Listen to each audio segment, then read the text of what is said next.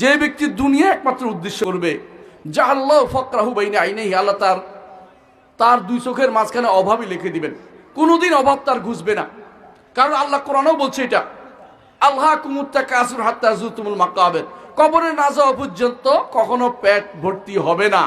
আরো চাই, আরো চাই, আমার আরো 10টা চাই, আমার এই জমিটার পাশের জমিটা দরকার, পাশের জমি না হলে সুন্দর হচ্ছে না, শখটা মিলতেছে না, ওই জাতীয় চিন্তা যে ব্যক্তি করবে তার কোনো দিন পেট ভরবে না।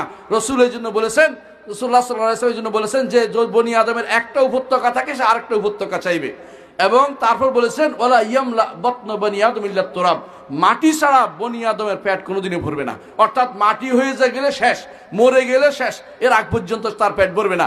এটা বনি আদমের স্বাভাবিক জিনিস। আল্লাহ কোরআনে এটাও বলেছেন, ইন্নাল ইনসানা খুলিকা হালুআ ইজা মাসসাহু শাররু জাজুআ ওয়া ইজা মাসসাহুল খায়রু মানুআ। আল্লাহ তাআলা বলছেন মানুষ এমন একটা হালুর তৈরি করেছে। হালুর অর্থ কি আল্লাহ তাফসীর করে দিয়েছেন, যখন তার কোনো বিপদ আপদ আল্লাহকে ভুলে যায়, উল্টা